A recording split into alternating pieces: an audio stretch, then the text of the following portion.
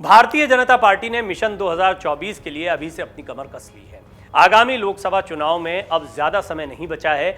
ऐसे में दो सीनियर बीजेपी नेताओं के बयानों ने पॉलिटिकल पंडितों के कान खड़े कर दिए हैं।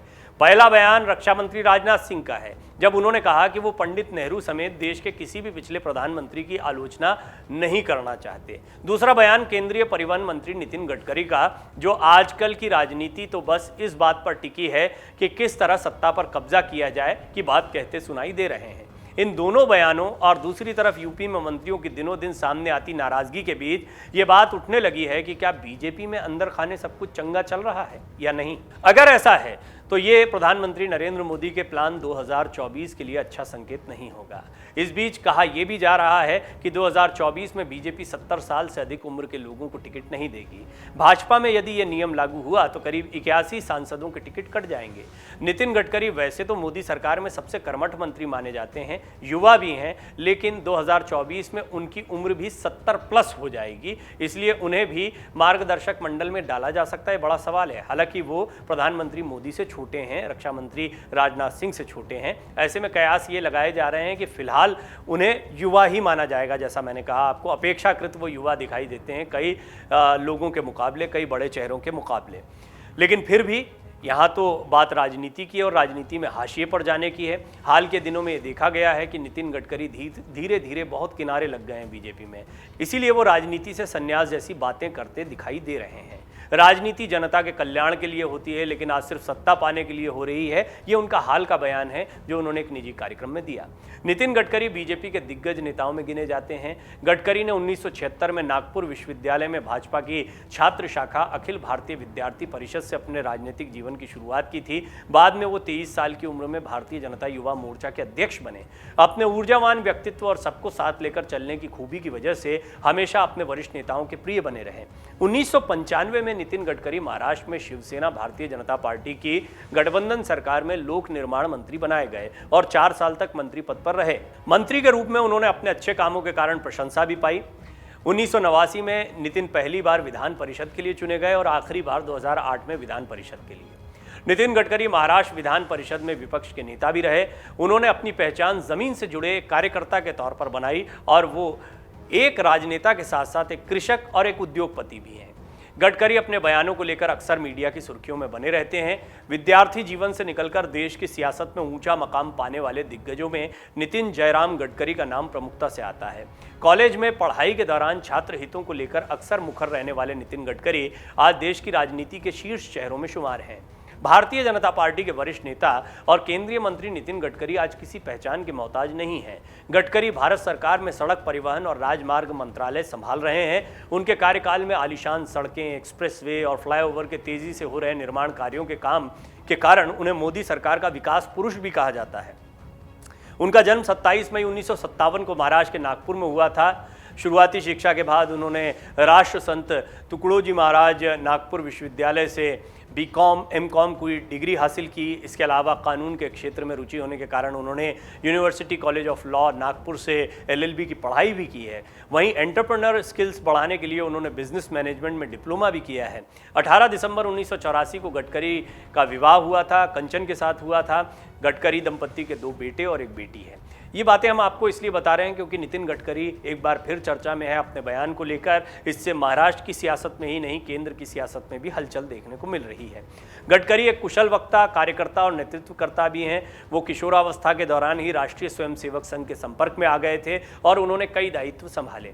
वो 1976 में छात्र राजनीतिक संगठन अखिल भारतीय विद्यार्थी परिषद में शामिल हुए। छात्र हितों के लिए लगातार संघर्ष किया और बाद में भारतीय जनता युवा मोर्चा से जुड़ गए। 24 साल की उम्र में उन्हें भारतीय जनता युवा मोर्चा का अध्यक्ष चुना गया था। वहीं 35 साल की उम्र में वो महाराष्ट्र बीजेपी के प्रदेश महासचिव बना दिए गए थे। 2009 से 2013 तक भाजपा के सबसे युवा राष्ट्रीय अध्यक्ष के रूप में नितिन गडकरी ने पार्टी कार्यकर्ताओं के लिए बूथ स्तर तक एक व्यवस्थित प्रशिक्षण कार्यक्रम की शुरुआत की थी। पार्टी अध्यक्ष के रूप में उनके कार्यकाल को बहुत कामयाब कार्यकालों के रूप में देखा जाता है। भाजपा की IT सेल भी गडकरी के कार्यकाल की एक उपलब्धि है। एक बिजनेसमैन और राजनेता के तौर पर नई तकनीकों, हरित प्रौद्योगिकियों, हरित ईंधन, जैव ईंधन, कृषि विकास, कृषि को ऊर्जा और बिजली क्षेत्र में बदलने, रोजगार सृजन के लिए नवाचारों यानी इनोवेशंस में उनकी गहरी रुचि रही है। मई 2014 से केंद्र की मोदी सरकार में वो सड़क परिवहन और राजमार्ग मंत्रालय संभाल रहे हैं। गडकरी अक्सर कहते हैं कि अमेरिकी सड़कें अच्छी नहीं हैं क्योंकि अमेरिका समृद्ध है, लेकिन अमेरिका समृद्ध है क्योंकि अमेरिकी सड़कें अच्छी हैं। इसी तर्ज पर वे देश भर में हाईवे, एक्सप्रेसवे, फ्लाईओवर, अंडरपास और सुरंगों का जाल भी बिछा रहे हैं।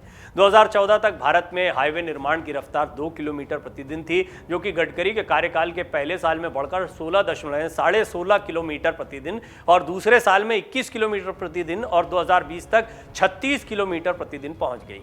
इतना ही नहीं, उनका लक्ष्य 2023 तक इसे 68 किलोमीटर प्रतिदिन तक पहुंचाने का है। गडकरी के नेतृत्व में केंद्र सरकार ने सीमावर्ती क्षेत्रों में सड़क, बंदरगाहों, तटीय क्षेत्रों, नेशनल कॉरिडोर्स, इकोनॉमिक कॉरिडोर्स और नेशनल हाईवे की आपसी कनेक्टिविटी को साकार करने के लिए सागरमाला और भारतमाला परियोजना शुरू की थी। परियोजना के पहले चरण के अंतर्गत लगभग 34,800 किलोमीटर लंबे नेशनल इकोनॉमिक कॉरिडोर के विकास की परिकल्पना भी उन्होंने की, जिसमें स्वर्णिम चतुर्भुज और उत्तर दक्षिण और पूर्व पश्चिम गलियारों के साथ सड़कों पर माल ढुलाई के लिए फ्रेट कॉरिडोर को बंदरगाहों और हवाई अड्डों से जोड़ा जाना है। इसके तहत 35 मल्टी मॉडल लॉजिस्टिक्स पार्कों को भी विकसित किया जा रहा है। तो आइए अब हम आपको बताते हैं कि नितिन गडकरी ने कौन कौन से प्रमुख पद संभाले हैं। आगे बढ़ें उससे पहले यह भी बता दें कि नितिन गडकरी एक बार फिर चर्चा में इसलिए हैं क्योंकि उन्होंने एक बयान दिया है कि उन्हें लगता है कि उन्हें राजनीति से संन्यास ले लेना चाहिए। उनके इन बयानों को बहुत गंभीरता से लिया जा रहा है। पॉलिटिकल एनालिस्ट ये भी मानते हैं कि महाराष्ट्र की राजनीति में कोई बड़ा बदलाव आ सकता है, केंद्र की राजनीति में बड़ा बदलाव आ सकता है, क्योंकि मोदी के प्रधानमंत्री बनने के बाद से ही नितिन गडकरी हाशिए पर चले गए थे। बात किसी से छिपी हुई नहीं है, उनकी भी राजनीतिक महत्वाकांक्षाएं रहीं।